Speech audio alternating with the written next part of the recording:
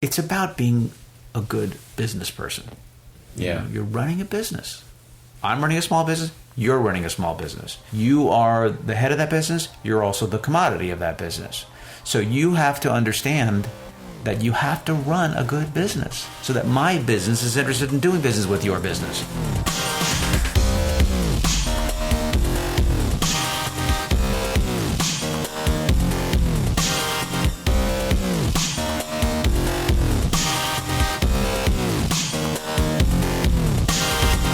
You're listening to Inside Acting, a podcast dedicated to demystifying the inner and outer game of success in the entertainment industry. I'm Trevor Algott. And I'm AJ Meyer, and in episode 263, I sit down for part 2 of my chat with prolific LA casting director Michael Donovan. In part 2, Michael discusses the casting office as small business idea, responds to the contentious workshop issue, drops knowledge bombs aplenty concerning actors as their own small businesses, and delivers even more tips on the head game for your next meeting. All that, your listener questions, and picks of the week, all coming up in episode 263. Let's get right to it.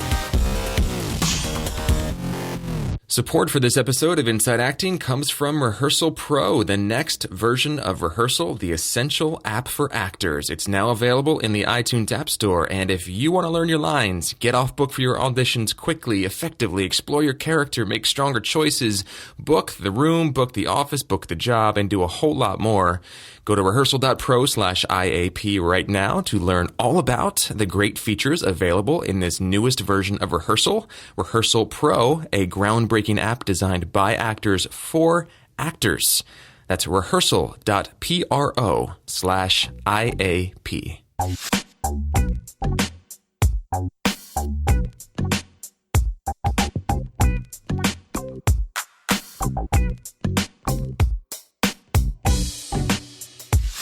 Hey, Trev. Hey, man. How are you? I'm great. Life's good, you know? Can't complain. Good, man. So, episode 263, I'm really excited to listen to this interview with Michael Donovan. I haven't heard part 2 yet, but it sounds like it echoes a little bit of what we learned from Michael Kostroff in his, he's a working actor, for you who, many of you listening who may not immediately recall. He's an actor that runs a one-night workshop, very actor-friendly pricing, and it's all about just sort of getting your head right when you walk into the room, and even more so when you're waiting in the waiting room. So it sounds like that this interview with Michael Donovan echoes some of that. Is that right? Yeah, I would say it's there's a Venn diagram, if you will, and I think that the overlap is in the holistic approach, because Michael's been an actor, a director, a casting director, and therefore understands all the moving parts, and that's how he looks at it. That's how we all need to look at it, you know. And we've obviously gotten that reminder several dozen times on the podcast, right? But you know, it's always great to have a reminder, and always great to have a reminder from a particular point of view. So awesome. I'm very stoked, man. Well, before we jump into the meat of the episode, just a couple quick announcements. Number one, if you haven't heard the last episode for whatever reason, and you are not in the know about the Artist's Way Inside Acting creative cluster that we have going on that started last week as of this airing, jump on into the membership and join us. We're going through Julia Cameron's creativity course, The Artist's Way. It's a 12-week self-guided program, but it's meant to be done on your own, but also with the accountability and support of other creative people. And I'm so loving the fact that Grace Gordon, one of our longtime members, listeners, supporters, has stepped up to really facilitate guiding all of us who are interested through that course together, encouraging us to post once or twice a week about our discoveries with the morning pages, the artist dates, the weekly reading essays, and the weekly tasks. I went through it a few months ago. I finished it a few months ago by myself. It took me about 16 weeks. I took my time with it. But man, is it a game changer. So really excited to be doing this with the community. So if you're not in there with us, join us, please. Sign up as a member, hop into the membership, and look for the IAP Artist's Way Creative Cluster thread. and check it out. And the second quick announcement is that we got a really unexpected, nice little gift from a listener named Chris. I don't know if you remember this, AJ, but there was a while ago that a listener named Chris wrote in, and we were talking about money issues. And we were talking about brown bagging our lunches and, sort of spending less than you earn, all, tried and true methods for making it work on smaller incomes. And Chris wrote in with a sort of cold, hard reminder that it is our mindset and our expectations and our emotional experience around abundance that really is what creates the future of our abundant, financial life. And he reminded us, in without mincing words, to man up and spend a few bucks on the expensive latte every once in a while. And we kind of pushed back. Or at least I did. I pushed back on him and said, like, well, yeah, I get it, man, but it's money too. And then several episodes later, I kind of had a change of heart. And I was like, you know what, Chris, you were right. Thank you, man, for that. I didn't mean to kind of come down kind of hard on that. And Chris heard it and then sent us a Starbucks gift card, which I thought was so cool, man. So thank you, Chris. Very, very cool. Really appreciate your support, your ear time. Very cool. Thank you, man. I was like, what is latte guy in the outline? Like, yeah, why is he a latte guy? Yeah, the gift card. Him. Yeah, the gift card came from like a Starbucks address, like it was done through the site, and so I couldn't reply to him directly without going through and looking up his old emails and stuff. And I was just sort of in the flow of doing a bunch of things, so I wanted to thank him on the air instead. So thank you, Chris. I love it. Thank you, Chris. So you've got a couple things going on. Yeah, a couple of on tape auditions. And an upcoming meeting, which I'm actually more excited to talk about than the auditions. The auditions are, more stuff coming through New York, and therefore cool. I get to put myself on tape. And it's always challenging, especially one of them is a musical theater audition, and I'm always like, oh my God, how am I going to make this work with music and singing live and not having an accompanist to kind of help me lay stuff down, which is what I would do if I was putting myself on tape in New York. I would have my voice teacher kind of helping me out by playing the piano right behind the camera with me in front of the camera. So, when this happens, I either have to find a friend who can lay down a track for me, pay somebody to lay down a track for me, or just, wing it or sing a cappella or find something online, some kind of karaoke track. So it's always doing musical theater auditions on tape is challenging. It presents this whole, putting yourself on tape for anything is challenging, but it adds this whole other layer to make it even more challenging. So, and a few months ago, you shared a resource. It was like a person online. They have a website specifically dedicated to being an accompanist for this very thing, for on-camera musical theater auditions. Do you remember the name of that website offhand? I believe it's called Audition Tracks? No, Piano Tracks with an X. With an X, yeah. Okay. Yeah. We'll make sure to include that in the show notes for anybody listening. It's I always forget his name, but he is the husband of a voice teacher that I had when I was in college. Cool. So he's got a great little business doing that. What does he charge for something like what you're doing? Like if you were to hire him for this specifically, what would you be looking at spending? Well, just a few bucks. He's got what's cool is his website is already full of a ton of stuff. He'll just lay down tracks from, popular musicals and songs that get used for this kind of thing often. And so if you go onto his website very often, you'll just be like, oh, you can search or look up a musical and go, there's the song that I need, and then just buy that song, and it's like whatever, $3 or whatever. Oh, that's great. It is. That's great. And then he'll do a custom recording for you if you get him the music for like $5 or something. He doesn't charge a lot. And wow, $5 for a custom recording. Yeah, it's something like that. I could be wrong, but I know it's not more than $7-8. Wow. It's very inexpensive. That's amazing. Yeah, it's great. Because my voice lessons often cost around $100 or more an hour, and that's kind of how long it would take to kind of get a good self tape on tape. So it'd be like $100, to go into a room. Now you have a live accompanist. You have somebody there to watch the camera for you. You have somebody there to pull the trigger on the recording button for you. So there's, you're getting a lot more than just a track when you have somebody live in the room. Plus, they can play with you and sort of breathe the song with you. So there's all of that. But yeah, to be able, in a pinch, to be able to have somebody, lay down a track, and yeah, it is a great resource. Thank you for pointing that out, Trev. So how are you going to handle this particular musical theater audition on tape? Well, the biggest issue I have right now is I don't know what I'm going to sing.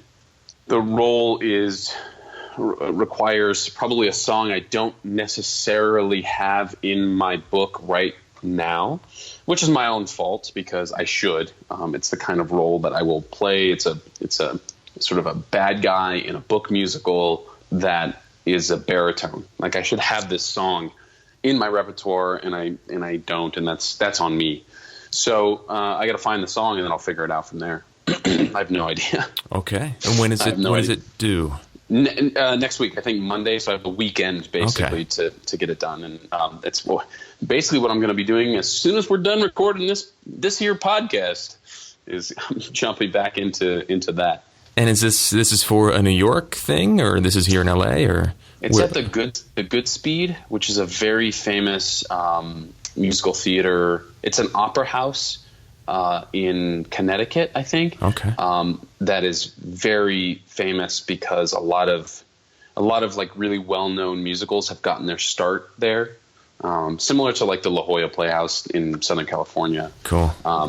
Places that are sort of known for either out-of-town tryouts of upcoming Broadway shows or just doing really, really good productions of a particular musical. And is this an original musical, a world premiere kind of thing? No, it's Oklahoma by Roger Hammerstein. Cool. All right. Yeah, it's a great show. Auditioning for Judd. Cool. Yeah. Cool. Yep. And I guess I'll let people know what song I land on. Yeah, please do. Keep us posted. Tune into AJ's Twitter feed there. And how about this upcoming commercial agent meeting?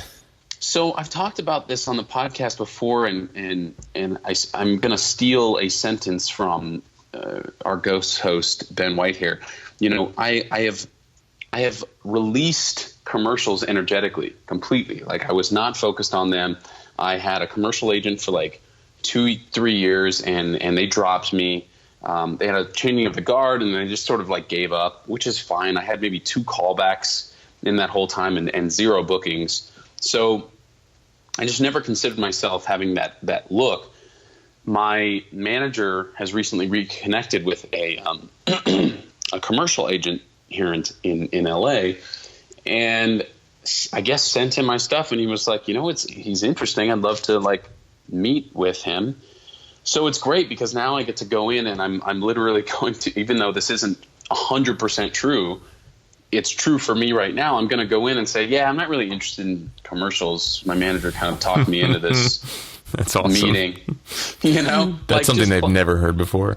They'll be like, right? oh, I'm going to meet this interesting actor. You walk in, you're like, what's up? Yeah, exactly. I'd rather talk about like burritos or sports or... It takes so much of the pressure off. Like, I have nothing to lose. It's fantastic.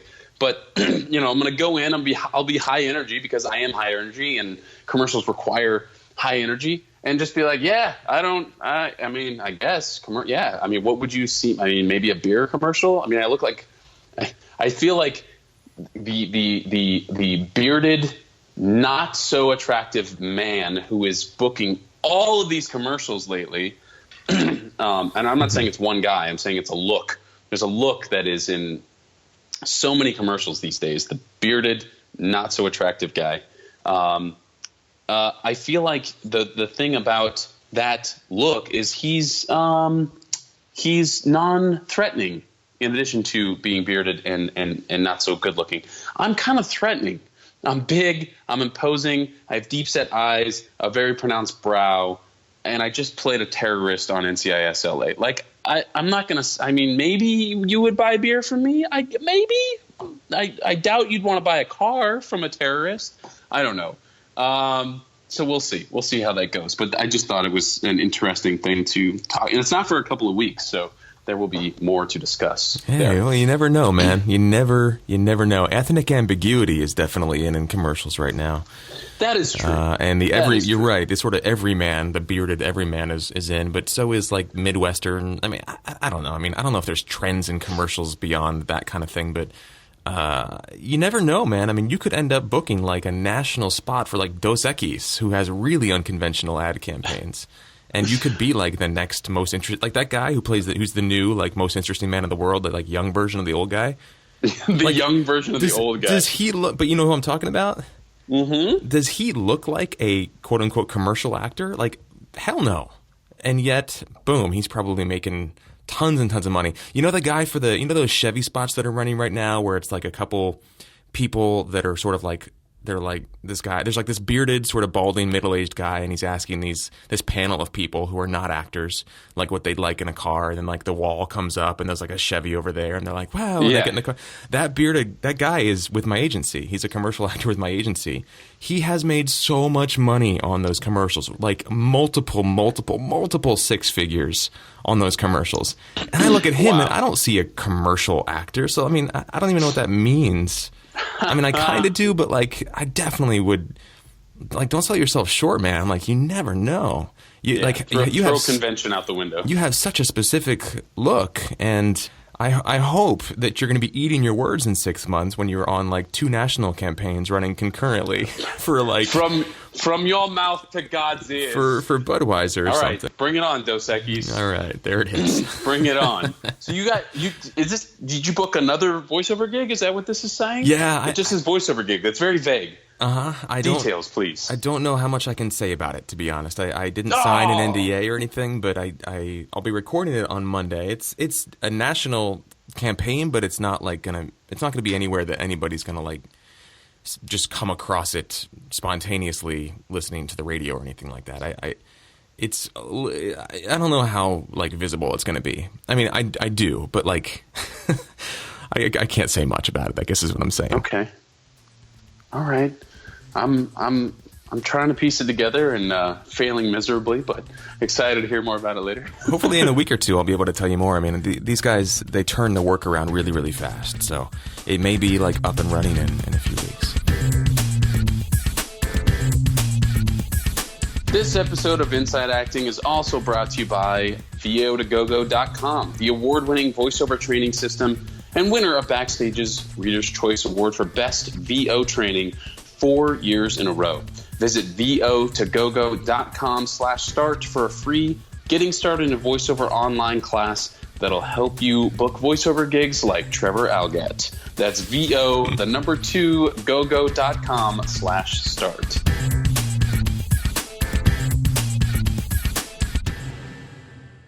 All right, and we've got a question from Kurt that we want to respond to on this episode. And Kurt writes in and says, "Hi guys, I recently packed up my life and moved from New Zealand to Australia to pursue a market with more acting opportunities. I scouted the local theaters and production companies before I came, and something that was a pleasant surprise was that the major professional theater company in the city seems to be open to cold calls from actors and other creatives who want to get involved." That's pretty cool. Kurtz continues, "I don't expect to be put on stage right away, but at the same time, I don't want to sell myself short to them and as a result be stuck volunteering in the box office forever or whatever the case may be because I didn't properly communicate to them what my goals are and what I want to work my way up to. So what's the best way for me to approach them?" And then he goes on to say, "Should I just do it confidently, guns blazing, with the mindset of being happy to accept any counter offer as long as they know what my end game is? Or do I risk turning them off if I'm too presumptuous?" So we've talked about this before, being pigeonholed, sort of showing up, just wanting to get involved and ending up, as the lighting designer for every single show. And people just start to see you that way and they stop seeing you as an actor. So something we've talked about in the past, but we haven't revisited in a while. And we've got a couple years of experience under our belt at this point.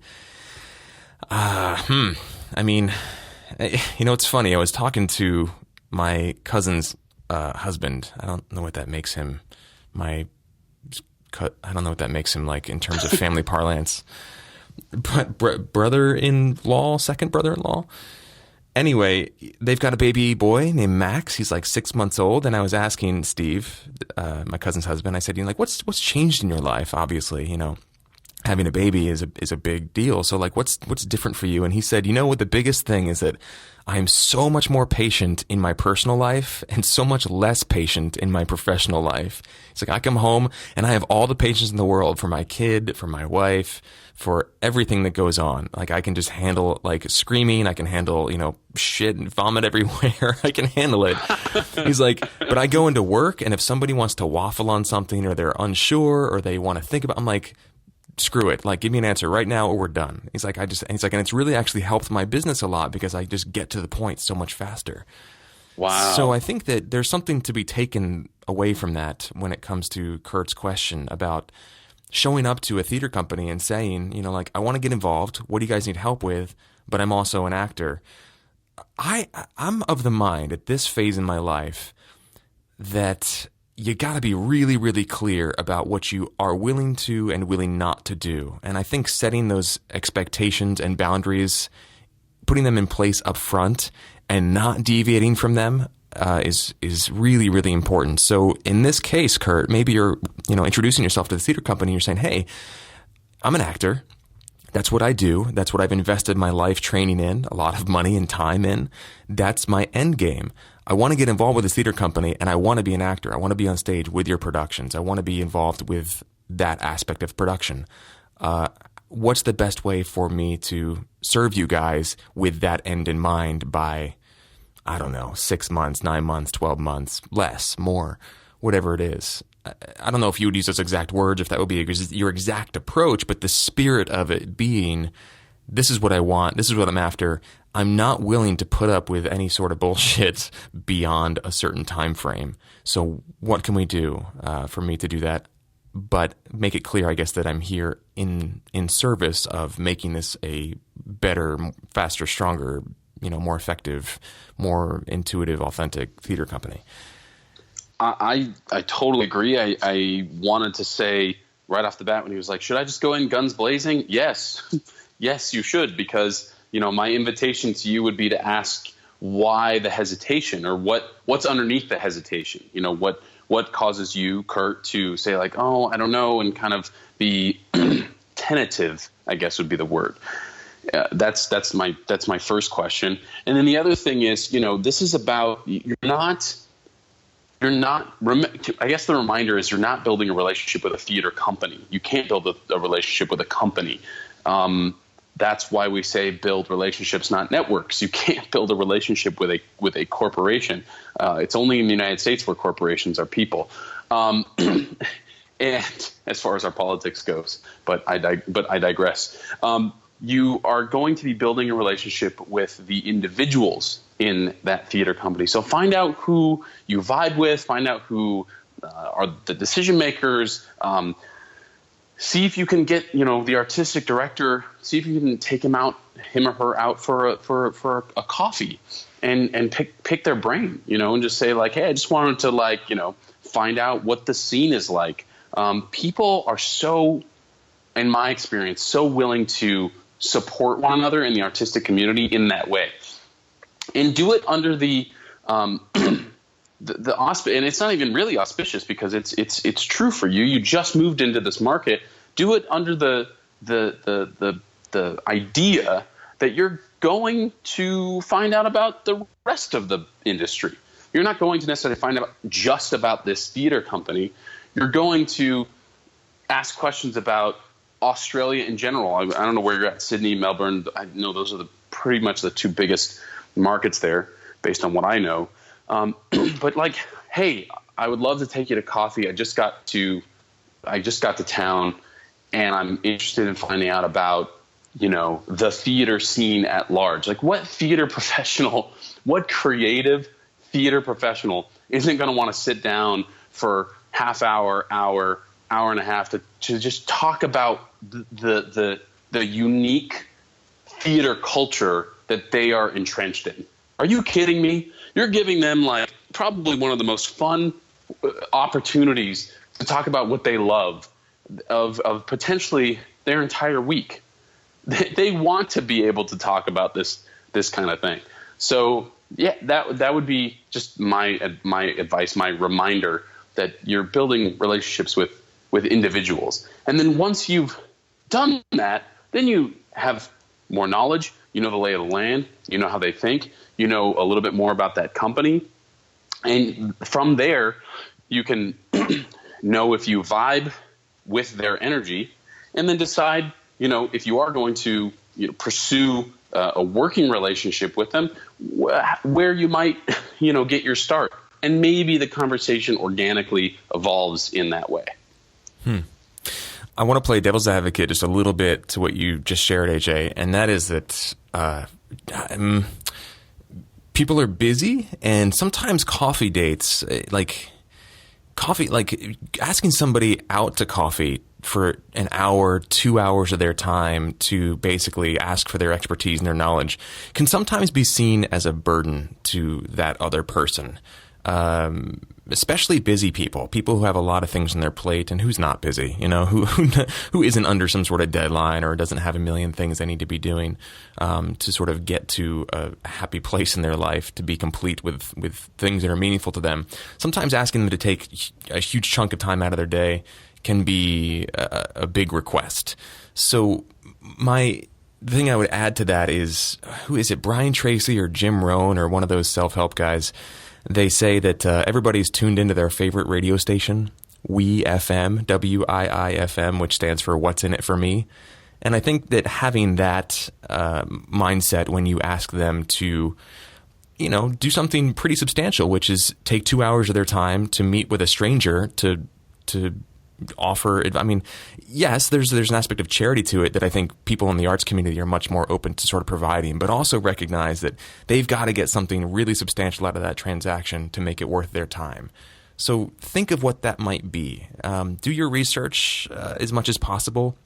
Use an app like Refresh. I think it's called Refresh, which allows you to sort of plug into people's. It's sort of an app that provides amalgamated, summarized information of people's social media activity, and so you can get a feel for what they're interested in, what they're talking about, what they like and don't like, what their political leanings are, things like that. So you have something to talk about. People are always flattered when you've done your research about them, and I would just sort of take that approach as much as possible if you're going to make a fairly big ask and ask them out to coffee for a few hours. The only thing I would add to that is don't let it stop you. Right. Yeah. Don't let it stop you. Absolutely. Ask for what you want, but know that sometimes it can be a lot. Yes. And I was not suggesting it might take 2 hours for them to drive there and drive back, but I was not suggesting a 2 hour. I think a 2 hour ask is a big ask for anyone. You've got to consider commute time and time getting ready, and there's a whole bunch of things that go into something like that. So I would say make it as easy and as for them as possible. Obviously you're buying the meal. I would ask them out to more than coffee. I would buy them a full lunch at a nice place. Near the theater. Not just Subway. Exactly. Near where they work or near where they live. Go to them and have a very specific set of questions and things that you want to ask them about. And even if possible, send it to them in advance. Just saying, these are the things I just wanted to, take a little bit of your time to explore so that they can show up prepared and it's not some sort of ambiguous chit-chat session. It'll just they will feel better, I guarantee, about taking the time to do that. If you show up and you're like, look, your time is valuable, my time is valuable, let's make the best use possible of this time, and let me give you an awesome meal out of it at the very least. What's your favorite restaurant? That kind of thing. Make it really a win for them. Yeah. Right. I think it's a good approach. I would just say, I already said it. Just don't let it keep you from going for it. Yeah. Yeah. All right, Kurt. Well, hope that helps. Thanks for hanging in there. You sent this question in a while ago, so we finally got to it. Let us know what's the latest on it, please. Chime in on the membership and email us, call us, whatever. Let us know, and we'll be sure to update our listeners on how this is unfolding for you. That is all the time we have for part one, so let's jump into this interview, part two with Michael Donovan. Anything you want to squeeze in here before we jump in? No, I think it speaks for itself. All right. Well, then here we go. Part 2 of AJ's chat with prolific LA casting director Michael Donovan. Enjoy, and we'll catch you on the other side.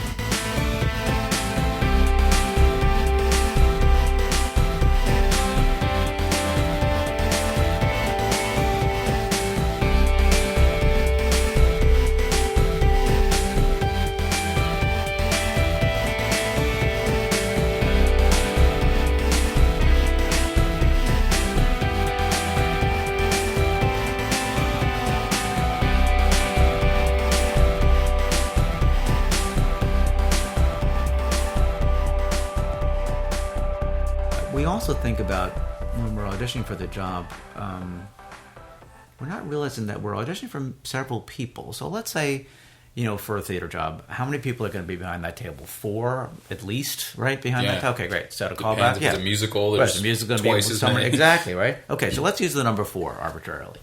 So are not each of those 4 people going to do easily another 50 jobs in their life? Mm-hmm. So you didn't audition for 1 job, you just auditioned for 200 jobs. Right. That's the thing that you need to think about too. So it's not just this office, but all the people that this office brought in or are a part of for this project are also involved with a ton of other projects. So if you're always doing your work, if you're always leaving a favorable impression, as somebody, this is a pro, this is somebody who we clearly want to work with at some point, then that will totally bear fruit over and over and over again.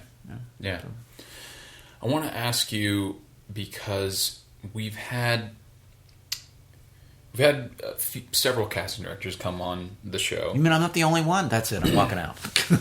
Bye. We had Sheila Guthrie on, mostly television casting director, although she did cast Heathers, which is where I met her. And one of the things that she said kind of changed the course of, my thinking about casting director offices and my relationship with them, but B, how to approach even interviewing future casting directors after her. And what she said was, every casting director or every casting office is like a small business, in that they're all run in their own particular way based on the people that run it. Yep. And I remember thinking, like, holy crap, that means that there's never an answer, really, to so many different questions. For you as an actor, you mean? Right. For us as an actor, asking, like, do you like postcards? I know. Do you like to get emails from us? Yeah. And so I feel like I don't have a list, but I feel like there's this list of questions that are going to be different no matter who I ask them of. And so partly I want to ask you them so that some of our listeners are like, if they're coming to Los Angeles and they know Michael Donovan hates postcards, loves postcards, whatever. And partly just to kind of get your take on that whole small business, idea. So we are each running a small business. Yeah. Each one of us, and it's an independent business. And sometimes when we get together, we're kind of surprised to hear, that's how you do that. And there is a casting society, but it doesn't mean that they regulate how you run your business. No, so it's like, and it's not like we run into each other a lot either, because we're working independently. So the only time we see each other as meetings and things like that. I mean, obviously some of us know each other personally, but I think a lot of it is. CSA, the Casting Society of America, has a website, and once in a while there's like a sort of a question thing, and like we'll ask, how do you do this? And you get all these people writing, well, I do it this way, well, I do it this way, well, I do it this way, and it's like, oh, really? We do it differently sometimes. So I'm sure it's frustrating. Casting directors asking each other questions, not actors like, that's it's great. like what do you charge for this, and what do you charge for that, and because even then it's like the rates are sort of arbitrary. There's no like with SAG-AFTRA or Equity, where you have rates that are minimums. We don't really have that. It's all negotiable. So it's all kind of whatever the market will bear. And as you get, much like an actor, as you get more established as a casting director, your rates go up. You know? So people kind of know what my rate minimums are, and once in a while they'll come to me, like somebody I know will say, I don't have as much for this project, will you do it for less? It's the same thing as an actor. It's very much like that. Yeah. But so what I think that you have to do as an actor is I think you have to take copious notes. And I'm really serious about this. You should have something where as you go into an office, what was that experience like? And write it down. So you know the next time when you go in, this office is very warm and friendly. This office is kind of just cool and business-like. You find out this office hates postcards. You find out this office loves postcards. You find out that there's so many different things as you go down the list. This office doesn't ask for pictures and resumes. This office always wants pictures and resumes, et cetera, et cetera. So I think if you keep track of that, then you have a sense of what to expect the next time that you go in. Even how does this casting director see me? This casting director always sees me as a thug. This casting director always sees me as, the boy next door, or whatever. I mean, so that you have that too. If it's a musical theater piece, what did I sing for this person the last time I was in? Are they going to expect that again if they're bringing me in? I think I also find that sometimes it has to do with the age of the casting director too. I think that in terms of particularly with things like social media and emailing and stuff like that, I find that the younger people kind of want a lot of that, where I think the older people are still doing a little bit more old school. You were asking about postcards specifically. I have an interesting take on postcards. We used to get bins, those post office bins, those white plastic things, every day. I mean, like at least one a day. I get a ton of mail, But now that it's moved all online, I get, a dozen pieces of mail a day. So I read them. Oh, the irony. So snail mail, to me, is smart. I mean, I think it's the way to go. Because it kind of stands out. Does that mean you're getting hundreds of emails every day from actors? Not from actors. I don't like emails from actors, and I know maybe I'm in the minority there, but I'm getting hundreds of emails from business and stuff like that. So I don't have time to answer, email questions and stuff like that a lot of times. And so I would rather hear from you snail mail, unless I know you personally. Then of course you can email me. But other than that, I'd rather you didn't. If it's something that's really urgent, I will do my best. But I think a lot of us, we have so much going on that I don't think it's appropriate. That's my opinion. But I think that the regular mail thing now is a really interesting thought for actors. I mean, now look, some offices are still going to throw it out. Okay, so what? Yeah. Any kind of mass mailing, the return on any mass mail is 1% to 2%. Yeah. Right. So if you sent out 50 postcards, you didn't get a response. Well, you shouldn't have. You didn't send out enough. You send out 100, you'll get 1 to 2 responses. Right, exactly. Okay. So it's the gamble that you take. And you know what the thing about it is? Even if they're throwing it out, they're probably just quickly sifting through it. They've seen your picture. That registers on some level so that when it comes in as a regular submission, it's like I've seen this before. Yeah. And what I do for me is I see a ton of theater. So invite me to the stuff that you're in. I'm not necessarily going to get there. I'll do my best. I can't see everything, but at least shows me that you're working. It shows me that you're serious about your career, so that when you are submitted for something else, oh yeah, they're in such and such right now. I didn't get to see it, but I heard it was good, or I read a review, or somebody I know saw it, or Rishi, my associate, saw it. Somebody, whatever. And I think it's just reminders that you're alive, and for you to, as an actor, man, to expect us to remember you is just coming from such a place of ego. It's just not possible to remember everybody. It's just not, and to also keep everybody in your head when you're casting a project. It would be great if we could do that, but that doesn't work that way either. So it's up to you to remind us that you're alive, and interested. Virtually everything I do is on Actors Access, so actors can get to my projects pretty easily. Yeah. There's no excuse for not doing it, and I get frustrated by the fact that people aren't taking advantage of that. So. It's interesting because we have heard from certain casting directors that are like, I have a mind like a steel trap, and I'll remember you, and I'm sure you have like your short stacks, but it doesn't. Yes, it's bizarre how many things we remember. It's bizarre. Okay, but I will say to you that it's just you can't remember thousands and thousands and thousands and thousands of actors every single time. It's not going to happen. Yeah. I think that's just the wrong place to come from. So continue to build those relationships that you have. It's important to do that. So on the same note of, every casting director having a different experience and a different opinion on certain subject matters, we just did after the Hollywood Reporter article came out, we did a 3-episode series on workshops. Yeah.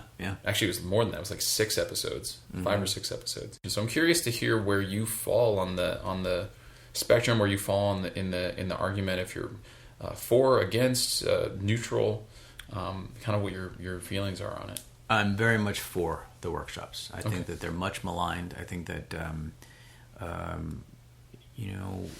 this goes way back to when there was the hearing. I don't know how many years ago that was, the big state hearing, and I was one of the people who spoke at the hearing. And I believe there were 80 people who spoke at that hearing, and I think it was 72 spoke in favor of the workshops and 8 spoke against. It was like, I watched the judge's face going, why are we here? Oh, wow. It was really interesting to watch that. I agree that there are those people who basically, are there to jump in and grab a couple of $100, whatever, and get out of there, and that's all they're there to do, and they're not teaching you anything. Yeah, there are some, but I think they're few and far between. And I think it is simply one of the many opportunities you have as an actor to get known in the business. And it's a situation where there's a lot less pressure. You're not trying to get a job. You're trying to just, build a relationship, trying to see what this casting director likes and doesn't like. And there are some very strict rules for how these are run. Almost absurdly strict rules. We just had a meeting with the CSA a couple months ago about that. And the CSA is not telling us that we have to follow. It's not the CSA's rules. They're just telling us what is legally expected, and I think they've gotten to the point now where the workshops are dying because they can't match what is needed, and of course casting directors are starting to freak out and think maybe they shouldn't do them, which is a real shame, because I've met a lot of really terrific actors by doing that, and as far as the paid audition, boy, that kind of really irritates me to hear that, because I don't bring materials from a show or movie or whatever I'm casting at the time to the workshop. That's not what it's about, Anybody who's doing that, I think, shouldn't. They should be chastised. They should be thrown out. That I agree with that. But it's so. I want to go too. So the casting director shouldn't be paid to be at that workshop that they came to, that they drove an hour to get to and did preparation for, and then spent 2 or 3 hours with you, and then drive an hour home. They shouldn't be paid for their time. And by the way, we're not paid that much. I mean, it's okay, but it's not a fortune by any means, So yeah, it's a very touchy, sensitive subject, and again, I will say to you what I said back at the hearing however many years ago. You're big people. You don't want to do it, don't do it. It's really that simple. It's like, you have a beef about it, then don't do it. What's the problem? Yeah. Yeah. So. Yeah. I kind of feel that applies to both the casting directors and the actors. Yeah. Exactly. Yeah. Thanks. I mean, I appreciate you speaking candidly about it, since it is such a contentious subject. It seems to get people, riled up. But I think actors need to be smart about their money, period. I think that's what, again, the bigger picture is, spend your money wisely. What makes sense for you? What can you afford, And I think you should watch every penny. I really do. And do your research. There are still, there's still some scams out there. Not too many anymore. It's kind of hard to do that now. With so much exposure, Yeah. It's hard to get away with some shit. Yeah. It's I find that most of them tend to feel it when I find them myself. It feels like they must be preying on the fresh off the bus from the Midwest person who is like trying to figure out how they get their start or whatever. It feels like you'd have to be really green to quote unquote fall for it. And we've talked about on the podcast, like if we do one thing with this podcast, and all that one thing is just to steer people in the right direction instead of off on the weeds like that, then we'll have done a good thing. But it's not just about just the business stuff too. It's also about. I always teach. I always say, if it feels icky, it probably is icky. You know what I mean? If you're in a situation where this just doesn't feel right, for whatever that might be, get out. Get out immediately. Because there are those stories, and even along those lines too. Even in situations that are not icky, using my famous word. Sometimes it just doesn't feel this. This isn't for me. This just I don't know. I don't respond to the material. I didn't like the way the director was directing me. I mean, there's so many things about it that just doesn't feel like it's right for you. That's also a reason to say no. Can I give some advice? When you go on the first audition, if it didn't feel right for you and you get a callback, turn down the callback. Yeah. But don't pass. Pass can be interpreted as offensive. Again, thinking big picture, you don't know who you're passing on. And pass can be like, I think your project is terrible and I don't want anything to do with it. No, just, I booked a conflict. Even if it's a lie. Yeah. Because booking a conflict, we totally get that. Totally understand that. Passing is like, really? Again, you're passing on the casting director's project too. Maybe the casting director is very passionate about this project and you're passing on his or her project. It's like, ow. Or passing on material is the one thing that, oh man, I don't think you should ever say that, because who knows what else this person's going to be writing. And, and if we're doing it, we're probably thinking pretty well about it, rather. And, and then you said, it sucks. I don't think it's a good move. Well, what would you suggest instead if it was the first audition? I mean, if you didn't want to go to the first one? Yeah. Oh, I think your agent or manager can just say he's not available. Simple as that. Yeah. It depends. Okay. What's the relationship that I have with that person? You and I, your manager and I have a great relationship, okay? Yeah. So, Sandy will tell me,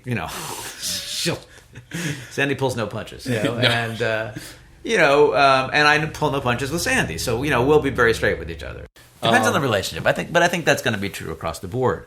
An actor telling me on the slide, I just don't like it. I'm okay with that. If I know the actor, but I think just be careful in a situation where you don't know anybody and you never want to come off as like a diva. Yeah. So. Yeah. Yeah. I think you talked about that in the. Now that I'm thinking back, I think you may have talked about that in the class at UCLA in terms of like not going to the callback. If you know you're not going to accept the role, why are you wasting everybody's time? That makes me craziest of all. What were you hoping to get? If you went to a callback and then you turn it down, what was that about? Yeah. Why are you here? Why did you do that? And then people like fall in love with you and then they can't have you. It's like, what are you doing? Are you just teasing us? And that's when you burn bridges in a big way. Yeah. In a big way. It's different. Okay. Somebody just asked me this last week. It's different if you're up for something. We're assuming you're auditioning for other things. We're not stupid, okay? If your agent or your manager says to us, by the way, he's down to the wire on this other job too, so when you come to the callback, we know that. It's fine. Yeah. It's totally fine, and then I could say to my clients, look, if you want him, you better book him right away, or at least make the offer right away so that he knows that other project, he's at least got this one, and then he can make a decision about what job he'd rather do, So, it's about being a good business person. Yeah. You're running a business. I'm running a small business, you're running a small business. Yeah. You are the head of that business. You're also the commodity of that business. So you have to understand that you have to run a good business so that my business is interested in doing business with your business. And there's a lot that goes along with that, making sure your product is up to date, your product is available, your product is easy to find, your product feels professional, so that I, who am the buyer, am interested in, let's do business. Yeah. Yeah. And I feel like, going back to what you were saying about schools and not having that kind of, not having the business side of things, the transitionary type of classes like you're teaching, like I'm teaching at UCLA, I feel like what ends up happening is people just learn through the school of hard knocks or don't. And there's a lot of fumbling along the way, and hopefully they're not burning bridges in that fumbling by putting their foot in their mouth or doing something that might, like you said, offend somebody who's working on many projects down the line. I mean, like, certain things make sense. I mean, like, I understand, like, first of all, we're going to cut you some slack if you're brand new. I mean, that's kind of a given. And, certain turn downs are okay. I mean, here, I want to make sure I'm clear about that, because I started thinking, all right, so you audition for a lead in a show, okay, and then you get called back for the lead, okay, and then they offer you chorus or they offer you an understudy, okay, and you want to turn that down, I'm not sure it's a smart move, but at least then we get it, okay, we understand, okay. But again, if you audition for a lead, but called back for the lead and got the lead, then turned it down, that's incredibly stupid. So incredibly stupid. So. Yeah, there are a lot of things that I always say when I'm teaching, I will share my personal fuck ups so that you don't do them. Yeah. And I think back to the things that I did, and some of it is you just kind of you listen and you absorb some of it, and I know people who are listening to me right now are going to absorb some of it, and that's okay. And then some of it later, when you actually make that mistake, you go, oh, yeah, they did say don't do that, didn't they? Yeah. And until you do it yourself, you don't really get it. Yeah. We're like these flaky, creative types. We're all that, and we don't think about, I don't really want to think about the business side, but I think the ones that do are the ones that are often bookers, They kind of get it. Yeah. They understand I have something that I do well, that I would like to show you that I do well, okay? And they also understand when what they have to offer maybe is not the skill set that is appropriate for whatever we're casting. So. Yeah, Trevor he's mentioned this a couple times on the podcast, talking about when you're watching, some primetime procedural or something, and you're like thinking about like the guy or girl in the main cast, and you're like, they're not a very good actor. Mm-hmm. And then so how does that happen? How do they, they're good, they fill that part, serviceable, serviceable, yeah. Mm-hmm. How did that happen? And we just come back to they must be great business people. Mm-hmm. They must get it on that business level and be able to execute well. Yeah. And make it happen. And sometimes, it depends on the role, too. Sometimes you want somebody who's not going to, steal focus, not going to be the star of the scene. You want that, technician or whatever that can just rattle off those things and make it believable. Or a lot of times in those procedure shows, they want somebody who really does do that. So they have that, expert on the set too. They really do have the experience. They do know what they're saying, not just reciting words. So,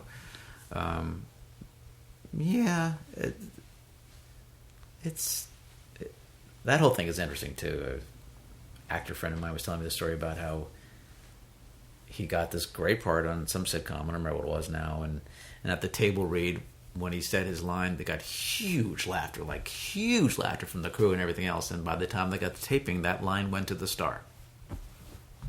Son of a bitch. Sure. Because we can't have the guy who's doing the one shot, pulling all the focus and getting the big laughs. So. Yeah. I think, but you know what? Look, there's going to be a lot of up and downs, I think, as an actor, and you have to kind of ride that. You have to understand that that's a part of what the experience is, and how you handle a negative situation is very telling to the people in the industry as to whether they want to work with you again or not. Yeah, I think in an audition, a mistake is a gift. What happens when you make a mistake, or when a mistake happens, how you handle it. You can turn that into something amazing. Yeah.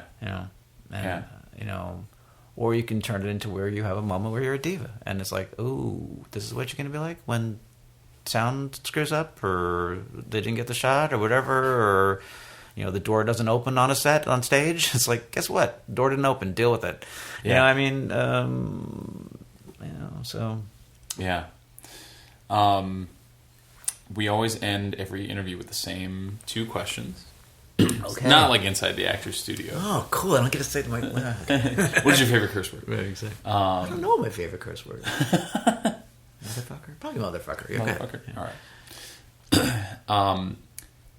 I think you already answered the first one actually when we first sat down. But do you feel like this industry, this career path, chose you, or you chose it? Probably a combination of both things.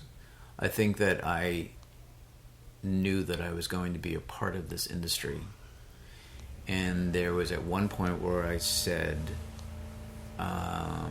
okay, every penny that I make is going to come from this industry, and that meant that I had to quit my really good job as a waiter that I had at that point, and figure that out. And that was the commitment that I made, and that led me into casting.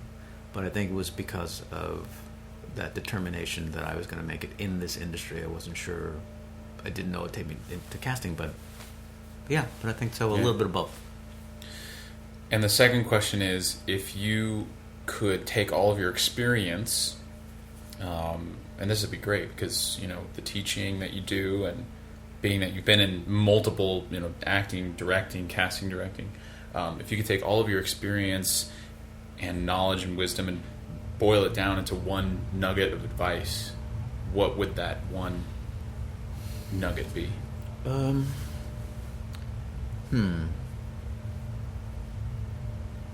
Be grateful that you get to do what you love to do. There are too many people in this world who are doing things that they hate.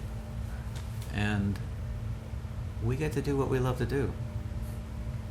Can't guarantee it's going to happen forever. Can't guarantee, you're ever going to make any money at it. But, hey, you had the balls, the guts to try to do this. Most people don't have that courage. That's awesome. That is beautiful. I love that. I'm going to take that with me. Please do. All day, all week. Thank you. Thank you for asking me to do this, man. I love you, man. Finally coming on so the happy show. to be here. I'm so happy for your success and all the stuff that's happening for you. And I'm a big fan of yours. So I'm very grateful to have been asked to do that.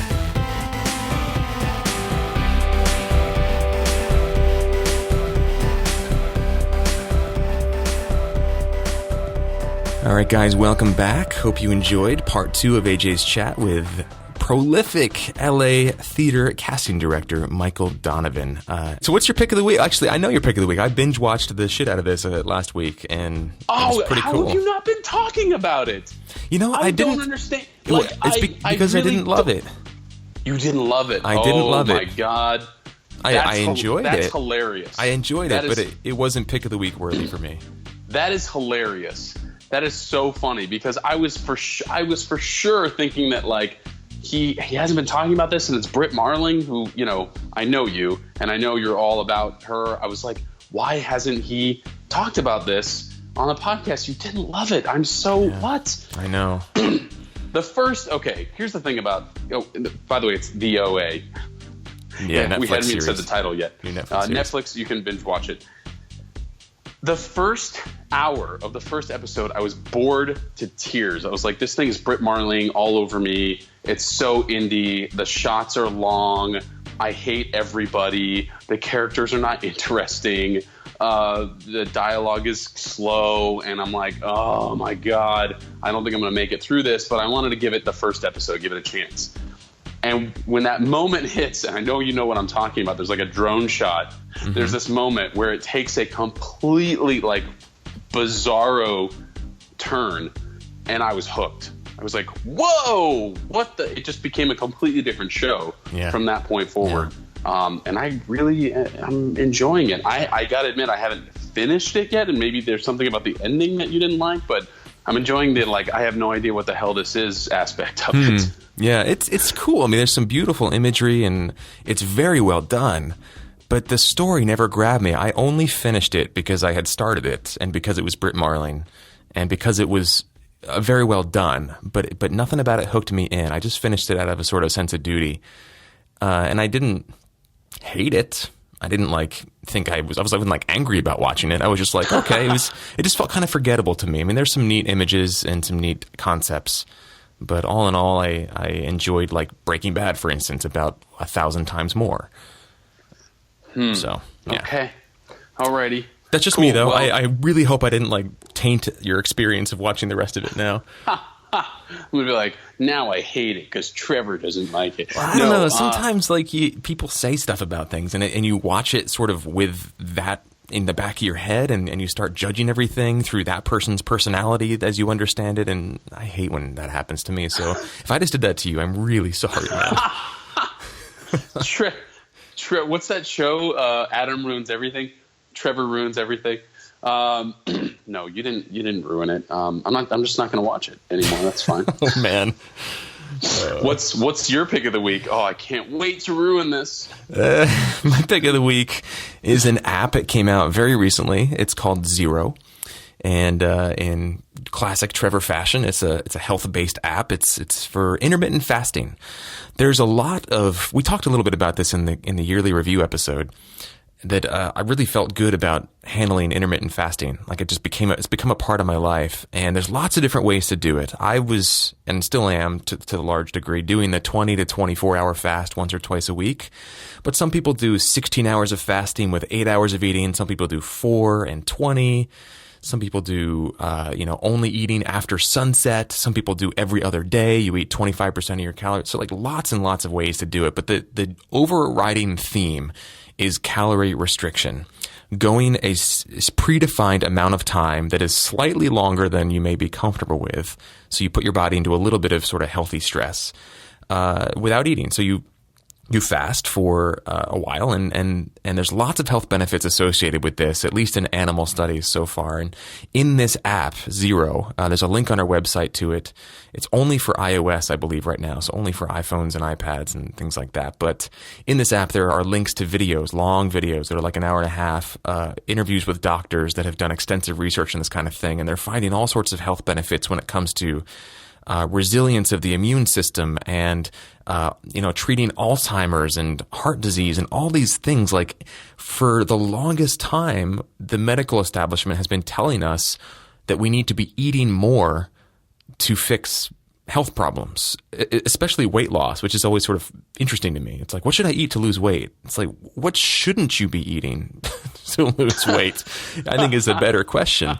But the implications for your sort of larger aging and, resilience to diseases and things like that is what's really, really fascinating.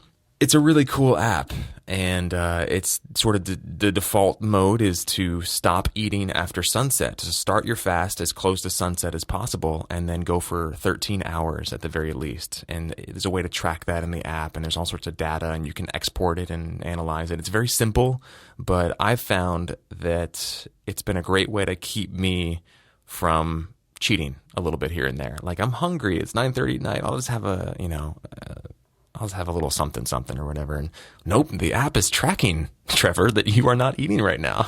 You gonna cheat on the app? So you gonna cheat on the app? And I will say this: if you're listening to this and you're saying oh God, here goes Trevor again with now he doesn't want me to eat. First I can't eat any animals, and now he doesn't want me to eat at all during the. I would say there's a link on our website also to a great BBC documentary. It's on YouTube. It's called Eat Fast and Live Longer. I know you've watched it, AJ. Yes. Really compelling stuff as far as the science coming out around controlled short periods of fasting and just what your body goes through and how it cleans itself out and heals itself and develops all sorts of wonderful anti-aging things. And it's not about being against getting older. It's about living your best life possible in the here and now. And fasting is a great way to do that and just build up mental toughness and not just be an I want it now mommy type of person with everything. Because a lot. Can you tell me how you really feel, Trevor? Well, I mean, you don't need to mince words. Let's be honest. That's a big problem in our society. Immediate gratification is a big problem, and if you can handle it at the most fundamental level, which is with your primal urges around food and sex and sleep and things like that, if you can get that aspect handled, you're bulletproof in your mind. You can do anything in life. It's like running and reading, that Will Smith video. It's like, these are the keys to life. I think another key to life is learning to control your societally conditioned impulses around, easing discomfort at the slightest hint of discomfort. You know what I mean? Nailed it. All right. Glad I got there. That sentiment is exactly what I've been talking about with Dark Nights of the Soul, right? Where obstacles to life is not just a bunch of obstacles to happiness. Yeah. They are their own experiences. Yes. Amen. Everything is practice. All life is practice. All right. So that's Zero, an app that will support you in intermittent fasting, and the OA, which is now a contentious. We're going to have people, it's going to become a whole episode where people are writing in, I loved it and here's why, and I hated it and here's why. And we'll have, listeners fighting to the death with toothpicks. I don't know why I said that. All right, we should get out of here. All right, let's do it. Today's episode of Inside Acting was produced and co-hosted by me, Trevor Algott, and AJ Meyer. Jen Levin is our production coordinator. Gadela Gubrek is our marketing and web director. Deborah Smith is our community manager. And Fern Lim designed our logo. You can sign up for our weekly email dispatch, which is currently upgraded. If you're not subscribed. If you are subscribed, you've noticed the upgrade. If you have not yet subscribe. When you do subscribe, it will be upgraded. There it is. I finally got it out. And you can, of course, listen to all of our episodes at InsideActing.net. You can also find us on Twitter, Instagram, YouTube, Facebook, SoundCloud, Stitcher, and iTunes. And if you do nothing else, a favorable review on iTunes goes a long, long way. It's kind of like putting a little tip in our tip jar on top of the piano, because it helps other people discover the show. Special thanks to our sponsors, Rehearsal Pro and VO2GoGo.com, and a special thanks to you guys, our listeners. You make this show happen. Your kind words, your public tweets, your reviews, your financial contributions all make this thing happen every week. We could not do it. We could not and would not be doing it without you. So if you'd like to contribute, you can do so in many, many ways. A favorable review on iTunes would be a wonderful free way to support it. Subscribing to our newsletter obviously helps. Retweeting us on Twitter and Instagram and all that fun stuff. You can make a one-time, tax-deductible, no-strings-attached contribution to support the show via PayPal, Square, or Venmo at InsideActing.net/contribute, or you can sign up for a recurring contribution at $7 per month and then get access to our private member message board, exclusive events, fun freebies, special bonus content, and a whole lot more. Just visit InsideActing.net and click on the membership tab to do that. That is it for episode 263 of Inside Acting. Thank you so much for listening. We'll see you next week. And in the meantime, learn control.